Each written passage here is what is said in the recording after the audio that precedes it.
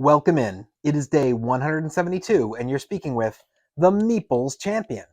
And today we're going to be going over a game that I have not played in over a decade. I played this a bunch back in the day, though. It's a game that I didn't hate it, but I wasn't a huge fan. But as the years have gone on, I've advanced so far in board gaming. I've learned so many more mechanics. I've gotten so further beyond what I used to like, and specifically got into games from the company, Days of Wonder, that looking back, I said, I think I need to give this another chance. Now, I haven't had a chance to get this to the table yet, but I did ask to do a review because I wanted to review it based on my knowledge of it at the time, because maybe one day I can do another review based on my assumption of what it is now once I've played it again and see how it hits me the second time around. That game is Smallworld. So, the cool piece about Smallworld is you are gathering different races and you're teaming them up with this combo.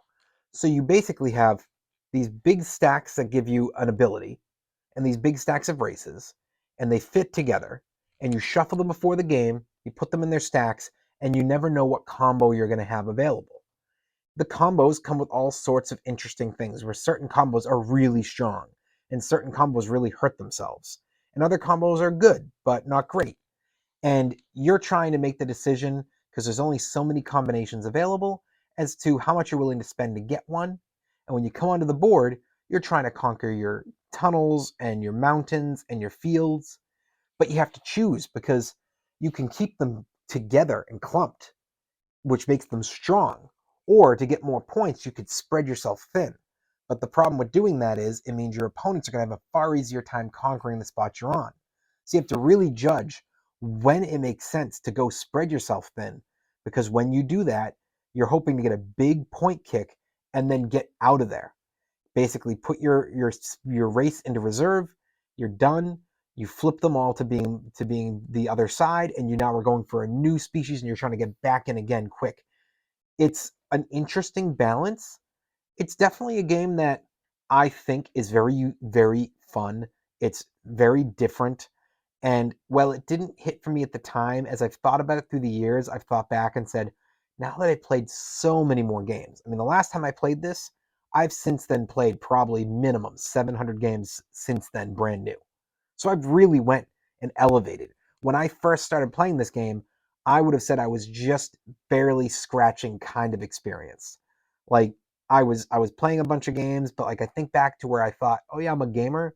I'm like, I was a gamer, but like I'd be lucky if beyond the original obvious 90s games, if I had at that time gotten to more than like 30 or 40 games. I'd found some, I'd seen some really new ones, I'd gotten new ideas, but I did not really know how much was out there. Now, I've massively gone to an expert level, but at the time, I don't think I fully appreciated what this game was doing. I didn't fully understand it. Now that I do and I think back to it, I go, man, I can't wait to get this to the table again, and it's definitely one I want to play again soon. That being said, let's jump back into our 7 categories. Let's see where this game ranks for us and see what really we think about it.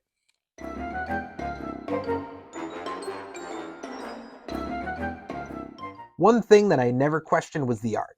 The reason I was initially excited to play this with my friends back then was because the cover, the game board, the pieces were beautiful. I really, really liked them. For me, it was a huge, huge thumbs up. I think that this is one of the most beautiful games at the time. And you follow up to today and you go, well, this is what Days of Wonder does. Days of Wonder puts out really good quality art games.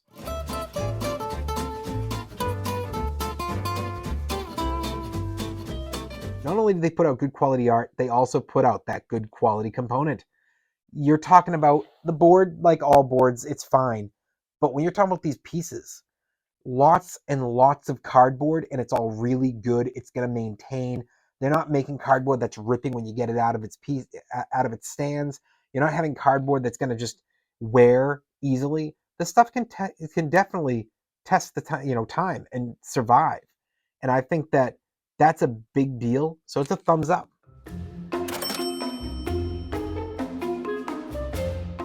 Your price.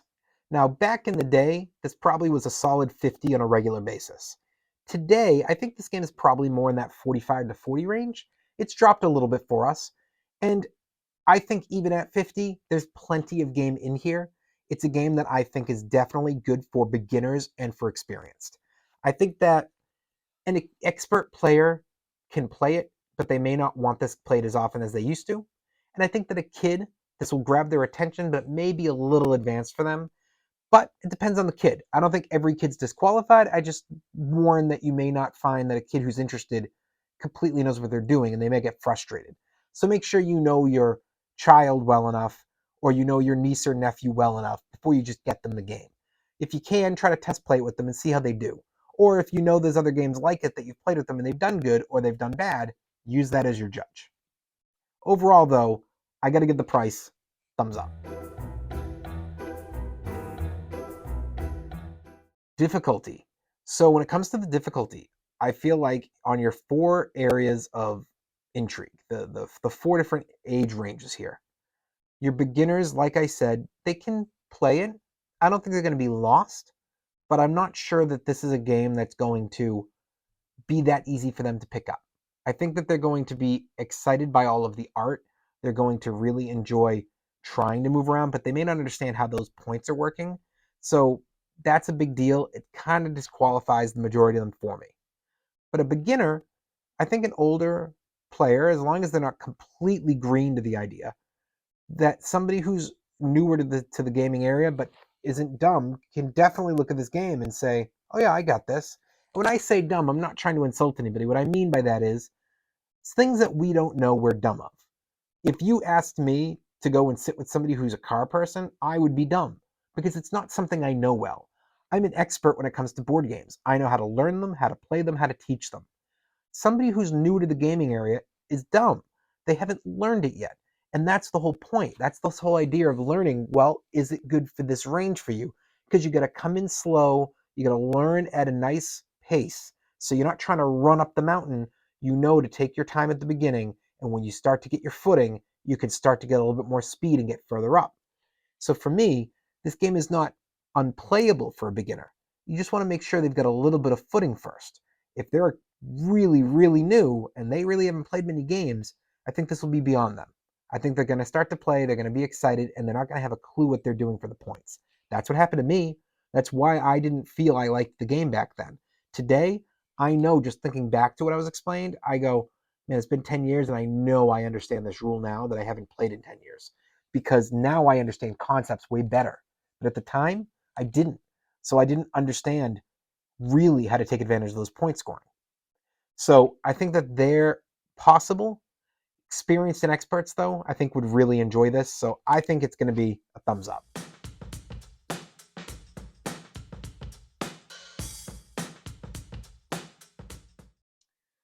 Replayability. Now, back in the day, we did play this game multiple times in a night. But that was, again, it was an older game group for me. And in that game group, not only did we have fewer game options, we just weren't playing as much as I play now.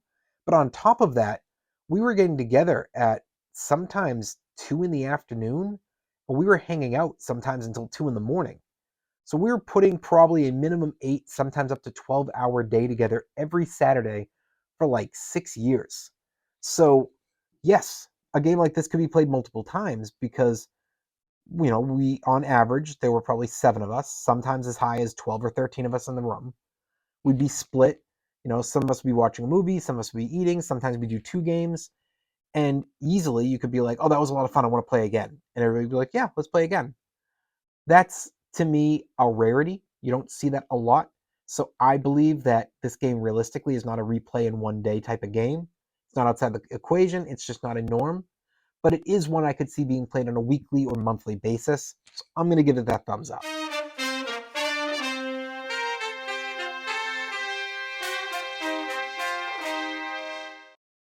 When it comes to your keys to victory, the keys to victory are all about, are you going to be trying to focus in on getting one species and dominating a spot and getting guaranteed points each turn?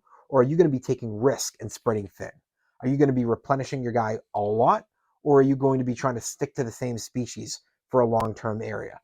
There are options there. Again, it's been a long time, so I only can remember so much. I can't get into every piece of this, but I know that the biggest question was always about spreading your people thin or keeping them strong together, and when you chose to move on to the next species. Those are the big deals. So for me, I think that this is definitely one of those games that has keys to victory. It's got to be a thumbs up.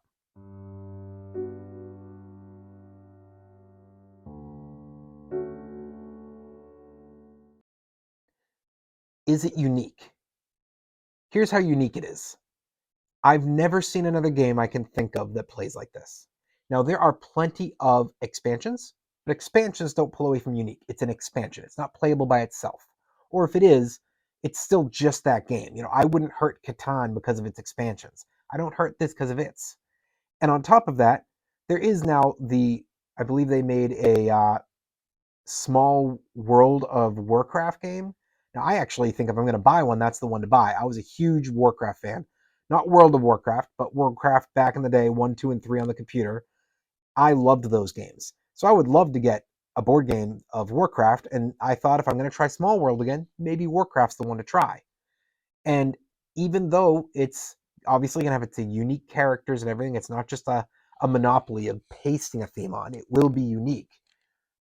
I don't think I would let that hurt this game because I would still consider it to be, yes, its players are unique, but I believe you can still play against each other. And even if you couldn't, to me, it's going to be it's Small World A, Small World B. It fits into this weird category where it doesn't hurt the unique factor for me. You'd have to make a few of them for that to really hit. But going outside of its namesake, there's no other game that compares to this. And for that reason alone, thumbs up. Overall, what do I think? I think this is a game that, while it's not a must-buy, it's definitely one I would consider. As a parent, I would think of this game as if I've already introduced my kids to some of the smaller level games, and they've shown they have a good keen eye and they're starting to pick up on them. This would be that second tier game I would bring in. If you've shown them Catan and Ticket to Ride, Small World would be the next level up that I'd say they've mastered those two. Let me go to Small World. It's a little bit more advanced, but I think they have the ability. And beyond the must buys, must playing, I feel everybody should try to give it a shot. But I don't think it's a must at all. This is not a you should buy or you should play it. It's I think that if you have kids and they've gotten to this level, you could buy it. And I think in general, if you're a gamer, you could try it if you have the time. But if you don't, or you're just not interested, that's totally fine. Well, it has been day 172, and we've been speaking about the game Small World. And you've been speaking to the Meeples Champion. Like, share, subscribe, and check down below in the description where I'll be adding in an Amazon link in case you want to get this game for your collection. Until next time, I'll talk to you tomorrow.